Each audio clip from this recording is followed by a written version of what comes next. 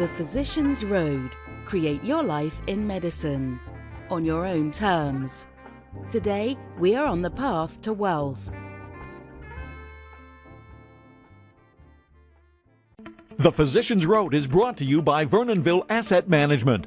Vernonville Asset Management was created to help physicians build wealth and create income beyond Wall Street. Through our exclusive private investments, doctors can begin to free themselves from the burdensome regulations in healthcare by creating income streams independent of medicine. Go to incomebeyondwallstreet.com to get your free report, Wall Street's Biggest Lie. Again, go to incomebeyondwallstreet.com to get Wall Street's Biggest Lie and free yourself today. Hello, welcome to the Physician's Road, where you create your life in medicine on your own terms. We're here today with Dan McNiff from Legally Mine USA to talk about physician asset protection. We're on the path to wealth, and so there's no point in making the money if you're not going to keep it.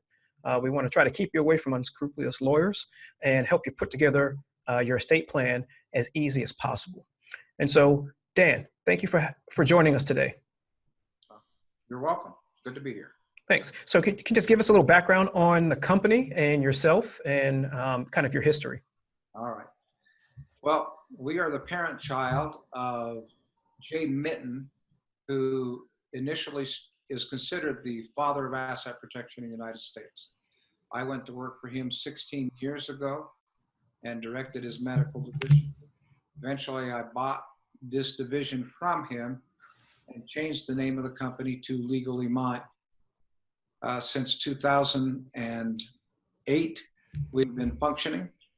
And one of the things that we did is we changed the company into a full service legal company. And we now employ 9 full-time attorneys, dozens of paralegals and law clerks. And we have over 7,000 clients across the US. And we've never had a lawsuit come to fruition against any of our clients. Oh, that's great to hear. And so talk a little bit about what asset protection is for physicians quickly, for those who may not be familiar, and why it's important for them to consider it. The primary objective of asset protection is to organize your personal and business assets in such a way that the courts will have no access to them. That simply means that if an attorney decides that he or she wants to sue you, the lawsuit will do them no good. The objective is to take away the motivation for any lawsuit. And of course, the motivation for any lawsuit is always going to be your money. So if they can't get your money, there will be no lawsuit. And for example, if you have a malpractice claim, and this happens daily, the insurance company now has an upper hand to settle the claim in a quick fashion. If you don't have your assets protected, you leave the insurance company hanging, and a lawsuit may go ahead simply because you have assets that they can take. That's good to know. And so I like to think about it from a philosophical standpoint. What's the philosophy behind asset protection in terms of how your company does it? Well, first of all, you need to understand that we believe that the Trial Attorneys Association has attacked the medical community in an unfair way. Obviously, as physicians, you're making more money than other people, and quite honestly, you take risk, the greatest risk of anybody in the nation. You do so in an effort to help people. And in 16 years of doing this, I've never yet met a doctor who said, yeah, I purposely tried to hurt that patient. No, nobody does that. You know, and 60 years ago, we didn't sue any doctor because they made a mistake. We knew that mistakes happen. People do make mistakes, but their intentions were to help us. And we have lost the whole idea of it doesn't matter what the intentions are. The simple fact is everybody is looking for an opportunity to get rich and to get rich from you. And so our objective is to make sure that doesn't happen and kind of turn the tide.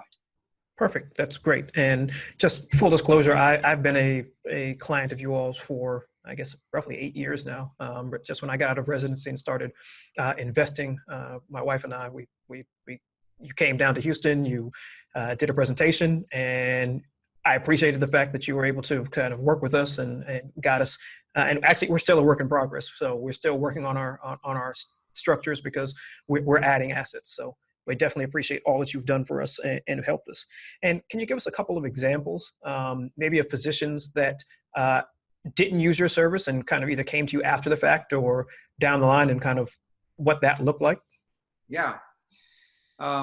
Last fall, we had an anesthesiologist call us. He had attended one of our meetings and didn't take any action at that time. A couple months later, he called in and said that his wife, who was a family physician, had been involved in an incident at the hospital where the patient had died. And he said, "What can you do for me now? Since this was my wife, is there anything you can do to protect my assets?" And we had to tell him, "No, there's nothing you can do. You'll be considered an assumed partner with your wife. Any and all assets that you own, especially those that are owned in joint custody, are going to be available to any lawsuit." And since the lawsuit had already been filed, there was absolutely nothing we can do. And it's a pretty sure bet that, although it hasn't had the time to come to complete fruition, but there's no doubt that they're going to lose almost everything that they've worked together. Oh, wow. So how often are you seeing when that these kinds of cases are going through the physician's malpractice caps that they have for their malpractice insurance? Well, that doesn't happen very often. Let's be honest. Okay. You know, it happens maybe 1% of the time. Maybe that might be a little too little. It might happen 5% of the time. Okay. You really don't know when it's going to happen. You need to be prepared. Every time you go out the door and drive your car, you probably don't think you're going to be in a car wreck. But if you are, you'd like to have the insurance there. So that's, people say, well, I've got malpractice insurance, and that's fine. But if you do happen to have that case where somebody dies, you know what? You're going to exceed the cap. And the average lawsuit that settles above or goes above the cap goes for more than $3 million more than the cap on the insurance. Oh, wow. That's good to know. I don't think we realize that. So I hear a lot of people talk about the fact that it's not very common to go over, but I didn't know that the stat was it's usually $3 million above that. So if you are going to kind of roll the dice without your assets being protected, you can at least know if it does happen, you need to have at least $3 million extra sitting somewhere that I guess the plaintiff's attorneys are going to be able to go after. So can we talk about, and ideally if you have a physician client that you helped from that standpoint in terms of not having a lawsuit go forward, can you talk about that as an example of that? Sure. We have a new speaker, I guess he's been with us about a year, who is a practicing dentist, and he is also a lawyer, one of 33 men of that nature in the United States. He went out to do a presentation in Florida last spring, and as he began speaking, he had invited one of his friends to come and view his presentation. And when his friend got there, he says, I'm already a legally mine client. And he said, no, I didn't know that. And he says, let me just tell you, I just had a case that was going to go to court, and I was going to get sued. And the lawyer who was considering filing the lawsuit took a look at my assets and said, oh, there's no reason to go after these people. They're legally mine clients. We're not going to be able to take anything they have. They settled with the insurance company. Wow. And so his umbrella coverage covered that, or when you say settled with the insurance company, do you know the process? Oh, the malpractice. Got it. Okay, perfect. All right. Well, that's what we want, is kind of real life examples. And then, so a typical client, what is the process with them working with you all? What does that look like? Because I haven't done an intake in 8 years. So what is the usual process now? What can someone expect working with you guys? The first thing that happens is they get a welcome call from one of our customer service reps. They'll also receive emails explaining the things that we're going to need. The welcome call is to make an appointment for what we call a blueprint questionnaire. So our first process, or the first thing that we do, is we create a blueprint that will show the client what assets need to be protected and how they need to be protected. We also show them how to generate tax savings from the use of the entities in the proper way. We do incorporate their estate planning into it as well. So during this process, once the blueprint is created, we have a blueprint review with the client, and the client then says, yeah, let's go ahead forward, let's do it all. And we take over from there. We create the entities, we put everything in place. We do have to collect some of the information or some of the data from you. And so we do have those appointments. At that point in time, any appointment you have will primarily be with the trust attorneys, who, if you need a family living trust set up, we can help you accomplish that. And of course, then you'll visit also with our tax people and teach you exactly how to use some of these tools to reduce your taxes. Okay. In the end, when everything is said and done, we send you a binder. The binder will include any and all entities that have been created. And of course, we have electronic copies of everything. But if people like to have a physical presence, they like that in their hands. So. Okay, perfect. That's a perfect and great overview of kind of what you guys do. I think that is perfect at this point. And what I'd like to do is delve a little bit deeper at this point, and maybe talk about a little bit of nuance. So you talked about tax savings.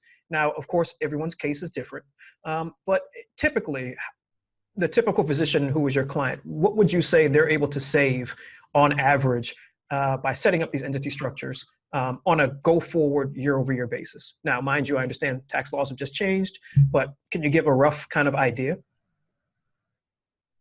Well, one thing that you need to understand, Eric, is the recent change is dramatic for physicians because anybody who requires a license to do their job, and that's you, if they make less than $465,000, are in fact eligible for an off-the-top 20% income tax deduction. And that is a massive, massive deal. So if a person is making $300,000 a year, their reportable income will only be $240,000. And that's a tax savings immediately to the doctor of right around $24,000 a year. Now, I don't know about you, but even at $300,000 a year in income, $24,000 has some pretty significant meaning to me. Oh, me as well. I can actually put that into an investment these days. So yes, absolutely. That's what we hope that they do. The other tools that we use are like 280AG, where you can rent your home out. And so you can rent your home to your practice or to your corporation up to 14 times every single year. And you can then use that as an automatic deduction. And the deduction itself will depend upon the size of your home and the area in which you live. If you live in expensive metropolitan areas, the value of the home is going to be more than it is if you live, frankly, in Timbuktu, where they probably don't even have hotels. And so you've got to take that all into consideration. We take a look at the doctor's situation and see if they have an S corporation. If they don't, we teach them how to use the S corporation to reduce their FICA taxes. Then we have some advanced tax planning structures that also go above and beyond using tools such as the captive insurance plans. And those can save clients anywhere from tens to hundreds of thousands of dollars. Oh, absolutely. Yeah, we're actually working on something like that. Actually, I guess we need to talk because I'm working on something like that for our investors on the investment side of things, as well on the captive insurance side. So, perfect. So there are a lot of debates out right now in terms of whether or not physicians. There are a lot of, well, let's back up.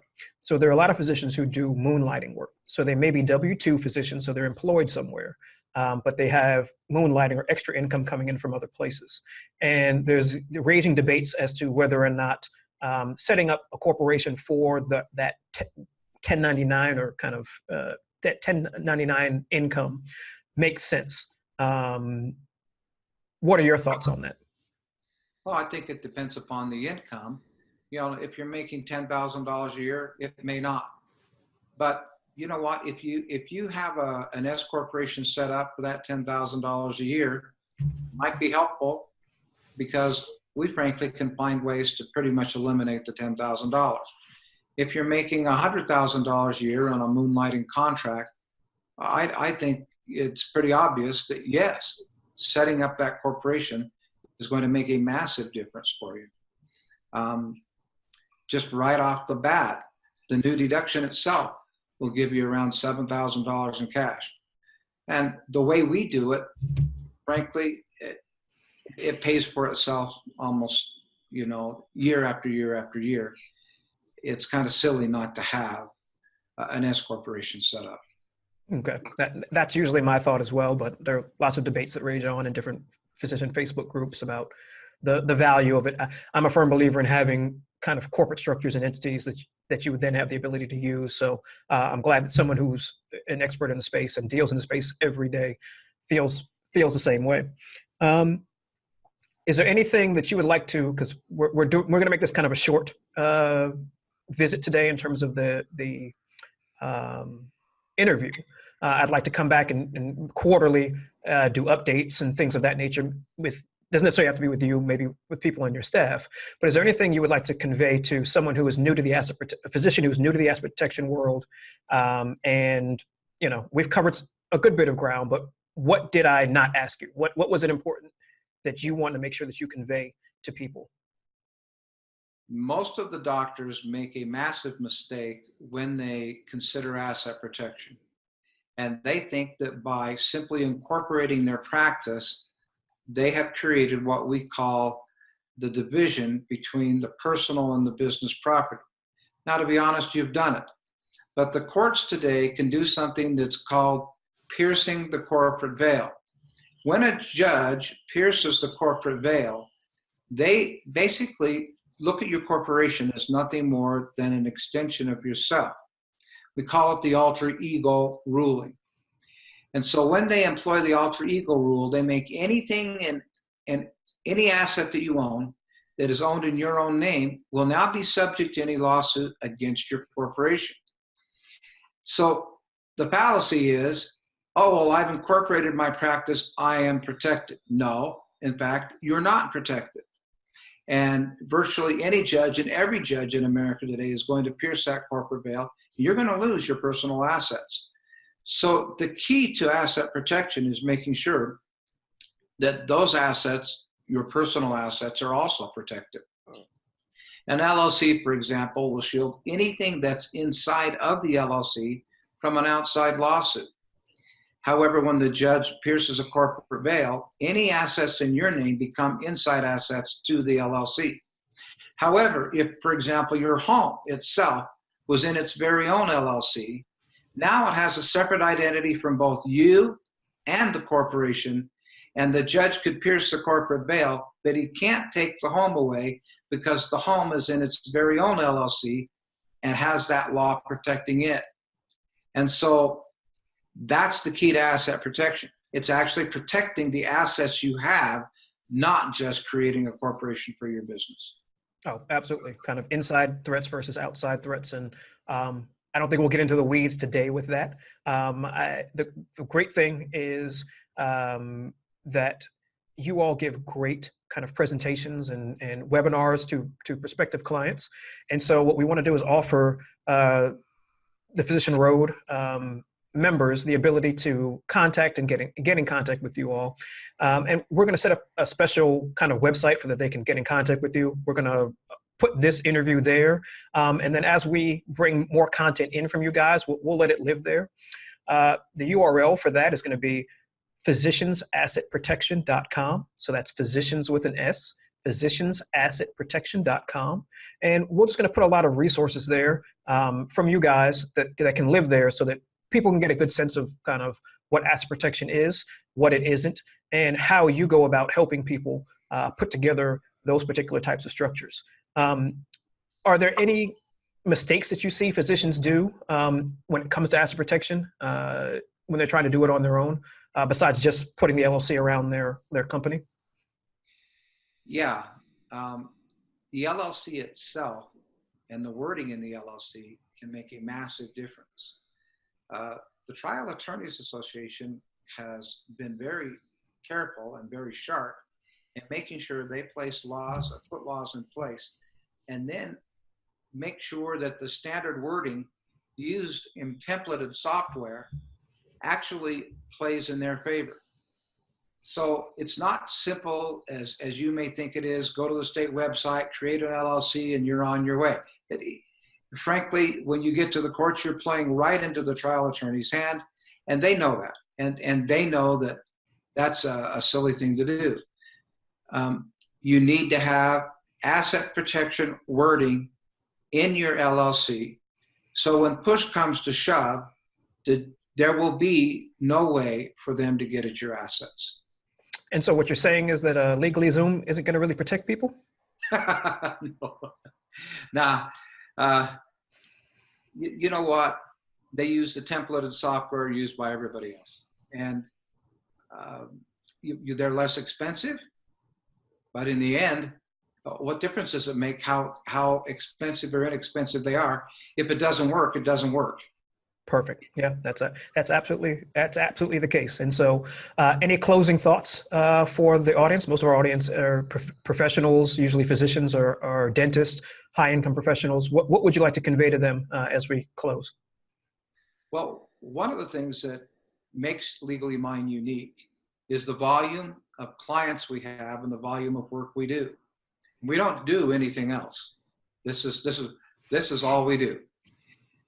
Because of our ability to do it and do it in such a fast way, we're able to offer prices that frankly no other professional organization, no other attorney can offer. And we charge $1,200 an entity. It doesn't matter what entity it is. And normally we will place a cap at 7 entities or $8,400.